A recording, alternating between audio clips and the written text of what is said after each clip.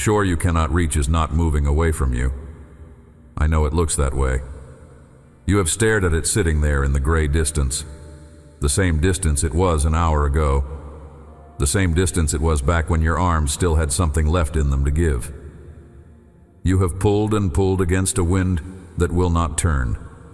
The far bank has not come one length closer.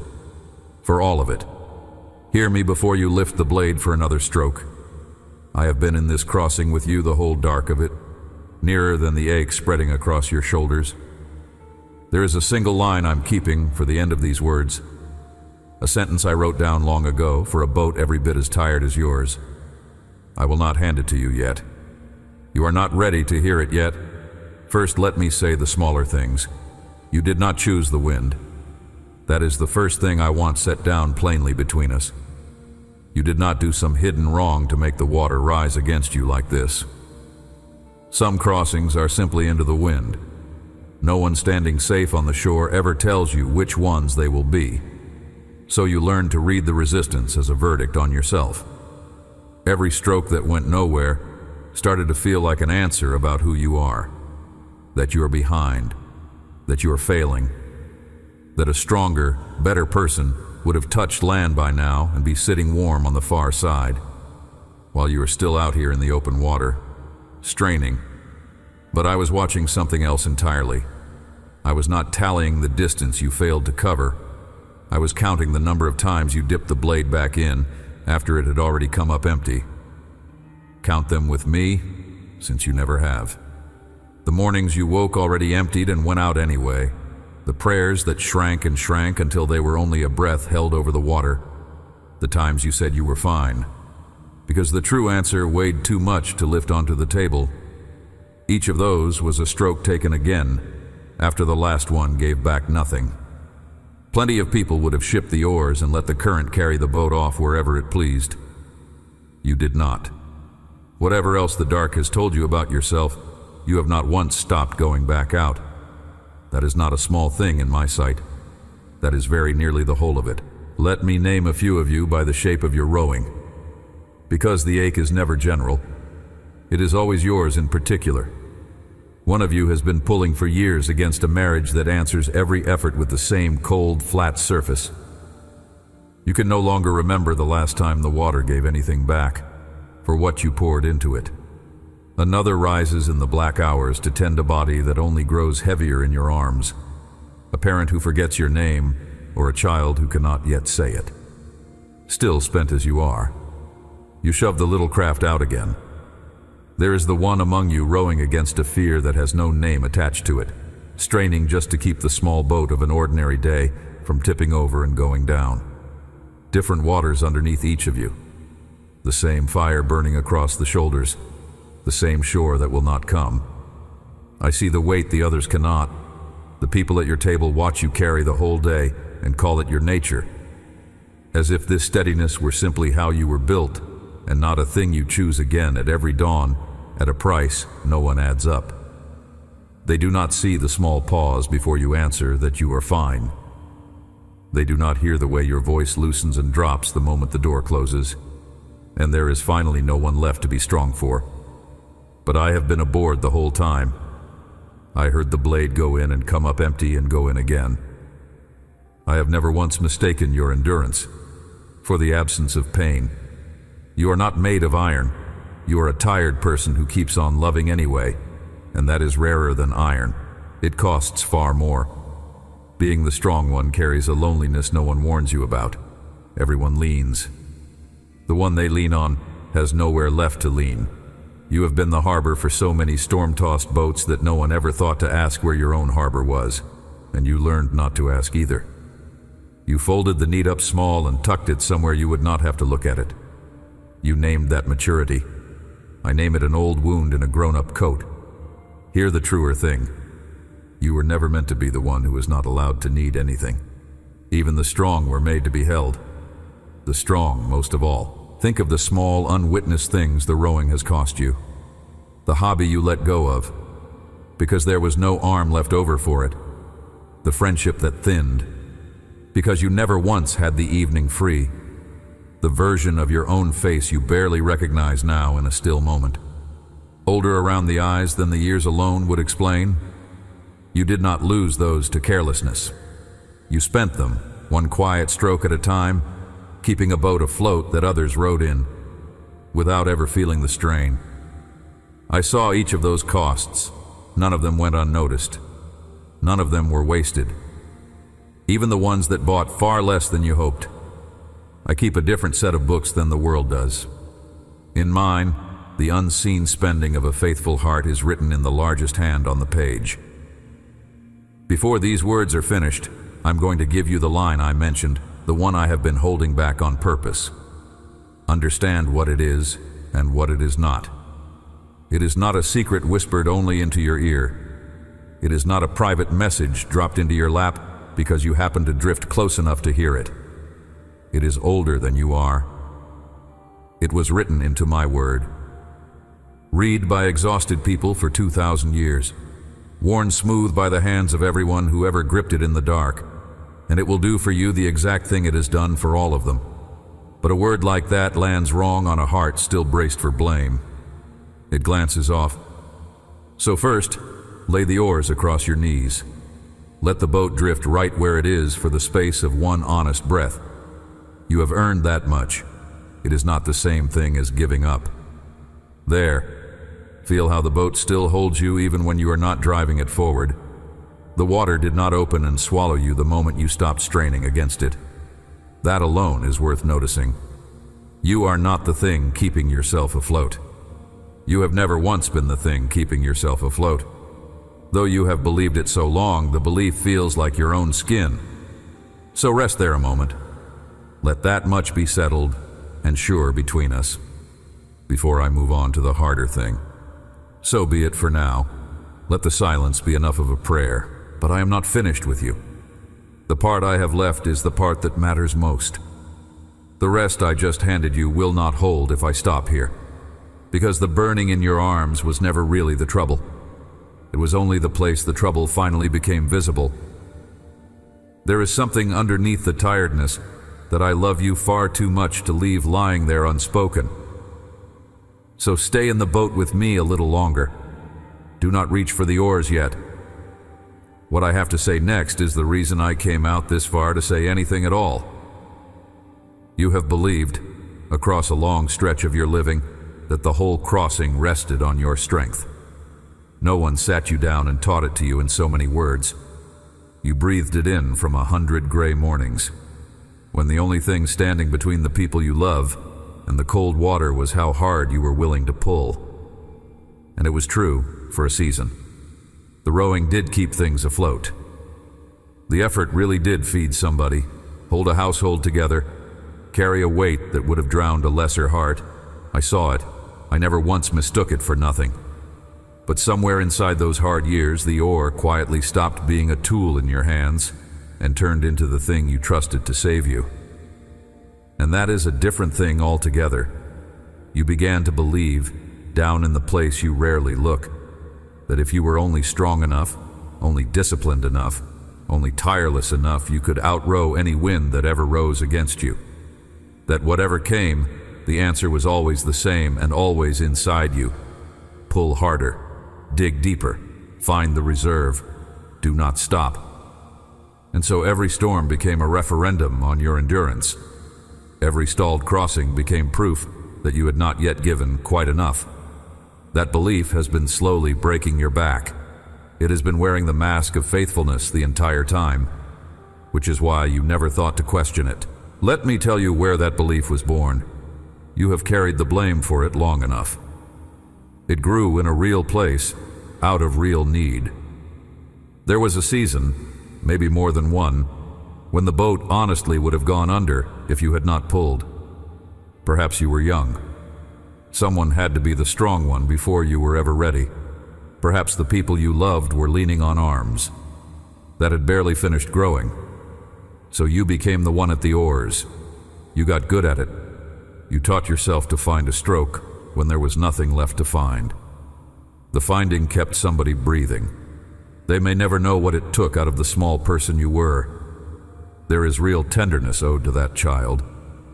But the body keeps rowing long after the reason has gone. The muscle remembers the emergency even when the emergency is over. You are straining against a storm that already passed, in a boat that is no longer sinking, because no one ever leaned down to the frightened child still at the oars and told them it was finally safe to stop. And do not hear correction where there is only relief. I am not taking the oar away as a punishment. I am prying your fingers off the belief that the oar is your God. Those are opposite motions that can feel the same in the moment. A punishment leaves you with less.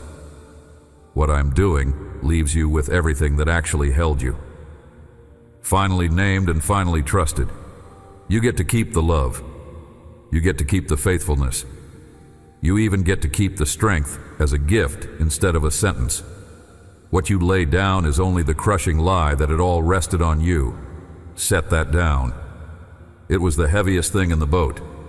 It was never the load you were meant to carry. Hear the difference now. Your whole rest depends on your hearing it. I am not scolding your effort. The strength in your arms is a good gift, one I gave you. You have spent it lavishly on people who needed it, and mostly could not repay it. I am not asking you to despise the oar or to be ashamed of how hard you have worked. I am telling you something gentler and more freeing than that. The oar was never built to carry the weight you laid across it. An oar can move a boat through calm water. It cannot command a wind to turn. It cannot press the waves back down flat. It cannot reach out across the dark and pull the far bank 1 inch closer to you.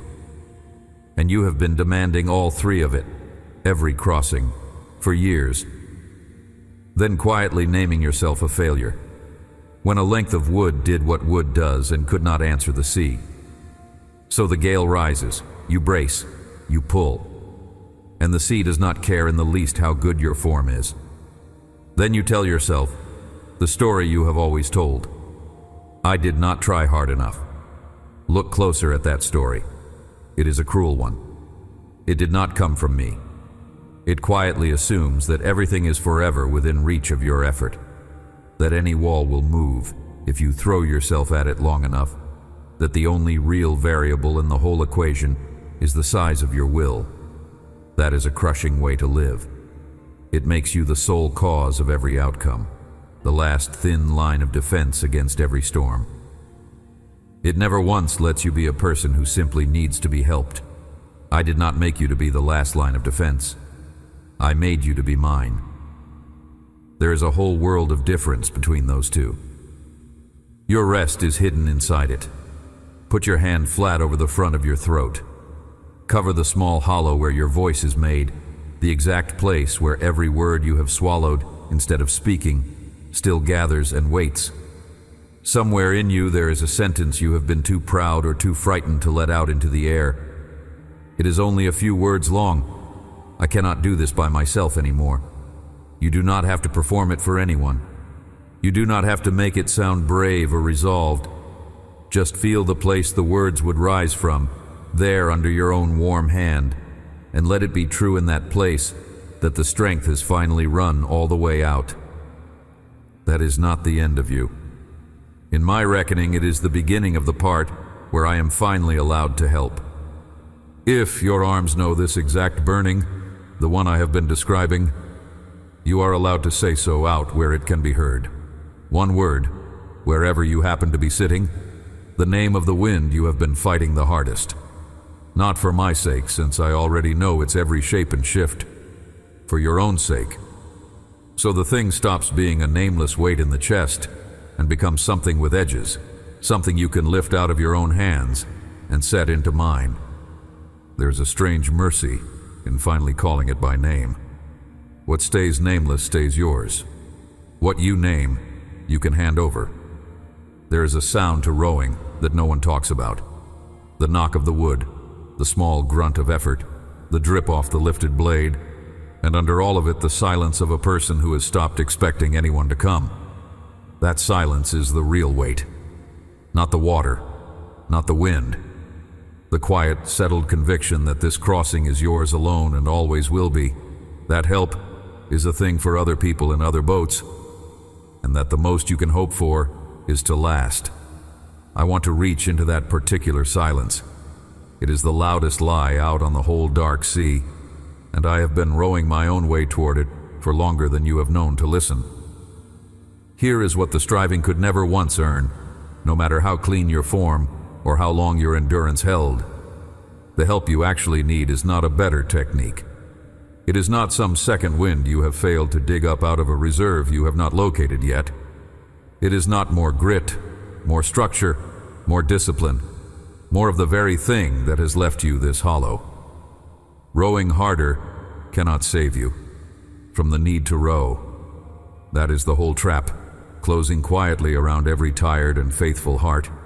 The exhausted are told to try, and the trying is exactly what exhausted them. Only one thing breaks that circle, and it is not a thing at all. It is me, coming to you across the very water you have been fighting. So here, at last, is the line I saved for you. I wrote it through a man named John. It has been sitting there in the 6th chapter, the 19th verse, waiting all this while for the crossing you would finally need it on. This is what it says, John 6:19. They saw Jesus walking on the sea and drawing near to the boat, and they were frightened. Sit inside those words for a moment before you let yourself move past them. They were not written for people who had it together. They were written for a boat full of the worn out, straining against a wind exactly like yours. Read it slowly. Every clause of it was set down with you in mind. They saw him walking on the sea, not standing dry and comfortable on the shore, cupping his hands to call out instructions about how to angle the blade, not waiting at the far bank with his arms crossed for them to prove they could arrive on their own strength first. Walking on the surface of the very water that had beaten them raw for the whole dark of the night. Notice what that means, because it is the entire mercy of it. The same waves that fought the boat held him up like a paved road under his feet. What was chaos to them was a path to me. Then read the next words and do not rush them. Drawing near to the boat. I did not summon them to come out to me. I came out to where they already were, into the middle, into the deepest part of it, the exact stretch of open water where no help had any earthly business being. And they were frightened, because that is what rescue so often looks like when you are that far past the end of your strength. It looks like one more thing to be afraid of before you understand. It is the very thing you have been praying for. Their terror did not turn me around. I stepped closer to it. Do not lose what that means for the nights you could not feel me. There were crossings when help was already out on the water. You were too frightened and too far gone to know it was help. You have wept over my absence on evenings when I was nearer than the hull under your own hands. The not feeling was never the not being there. Exhaustion makes even mercy look like one more wave, so do not trust the dark's report of where I am. Trust the word I saved for you instead. I draw near to the boat. That is what I do. That is what I have always done, whether the frightened ones could see it yet or not. Understand that this was not the only night I have done this. It will not be the last.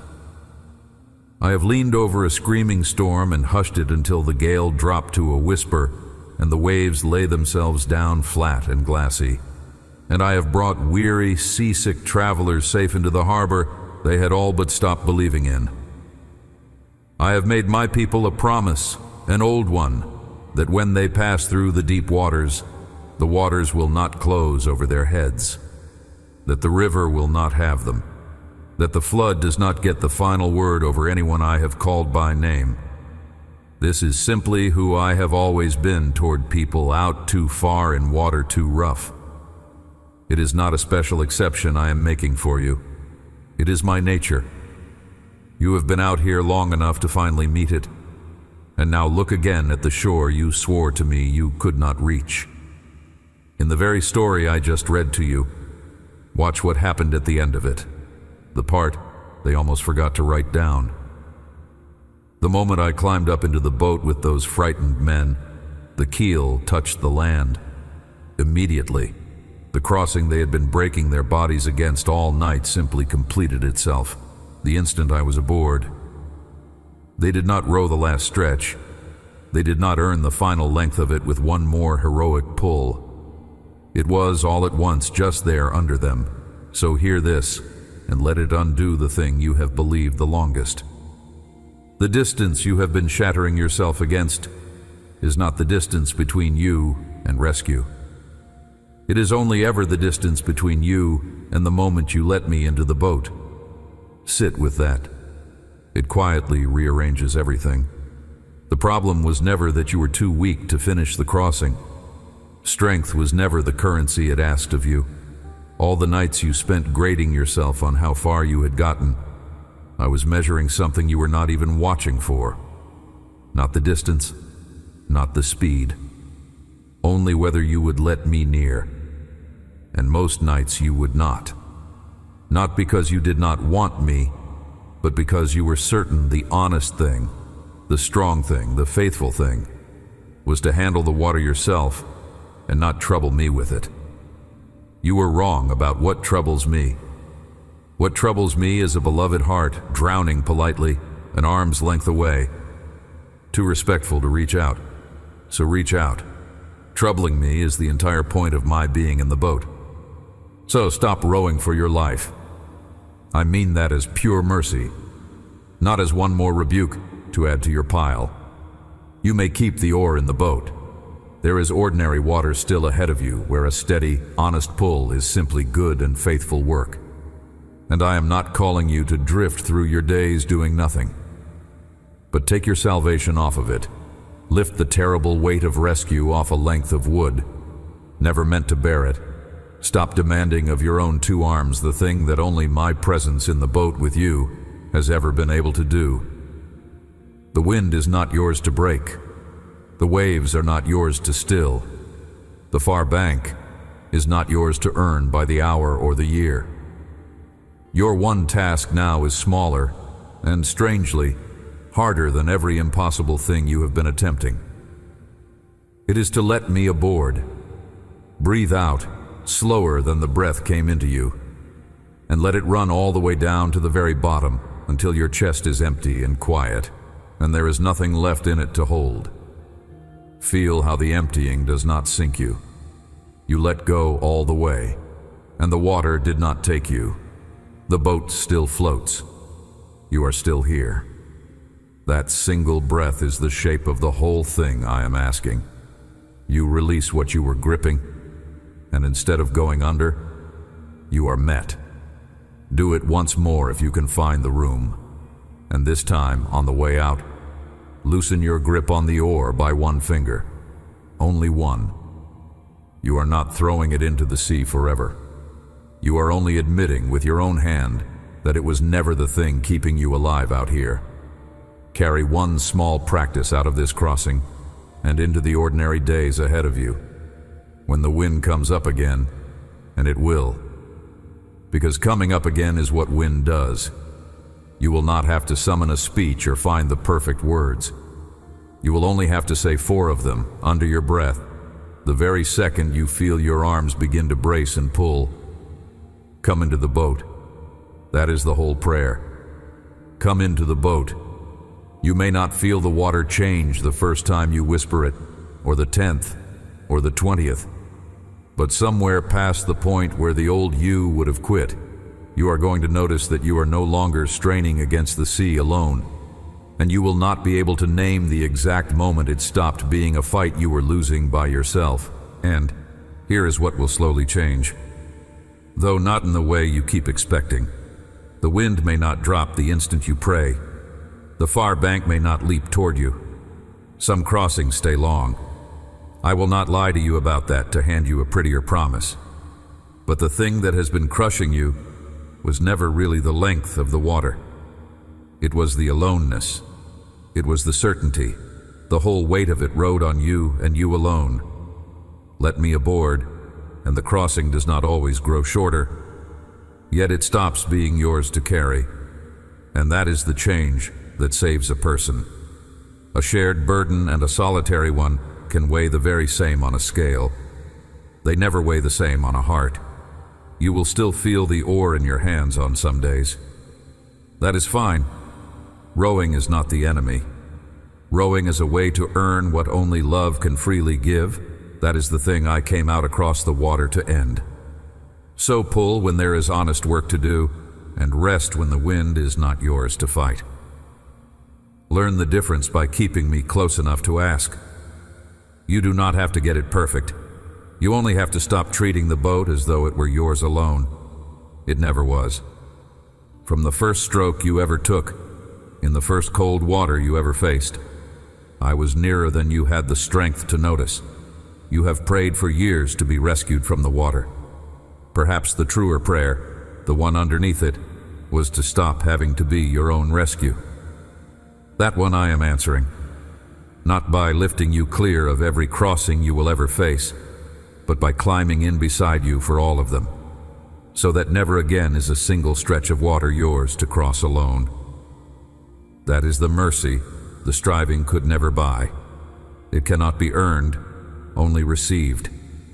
And it is received the same way a drowning grip is loosened, one finger at a time, until the hands that were clenched to save themselves are finally open enough to be held. So let the next stroke be the one you do not take. Let the oar hang. Let the boat sit in the swell and not turn over. Watch the water you feared hold steady under a weight that is no longer only yours. This is what trust feels like from the inside. Not a surge of confidence, a set of hands slowly uncurling. It will feel like doing nothing at all. It is the hardest work you will ever not do. You are not as alone in that boat as the darkness has spent all night insisting. Turn the lie over and look at the truth on its underside. The strength that ran out of you was never the thing holding you up. The shore you could not reach was never yours to earn with your body. The people you have carried across their own rough water did not survive because you were strong enough. They survived because I was in the boat the whole time, and you called my steadiness your own and blamed yourself on the nights it thinned. And that water you have been fighting with the last raw strength of your arms, the water you were sure would be the end of you before the crossing was through, I've already walked out across it to get to you. It held me the entire way. So loosen your hands. Let the oars lie still across your knees. Let the boat carry what your arms no longer can. And let the far bank come the way it was always, from before the first stroke, going to come. Not because you finally rowed hard enough to deserve it, not because you found the reserve or mastered the wind or outlasted the sea, but because I am here now, up in the boat beside you, and where I am, the crossing ends. I have the water, I have the wind, I have you. Amen.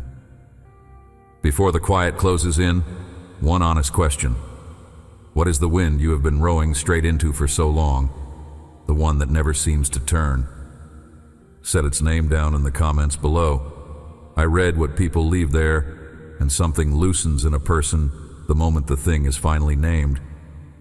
And if a face rose up in you while you listened, someone still out on the dark water, pulling alone, pass this along to them.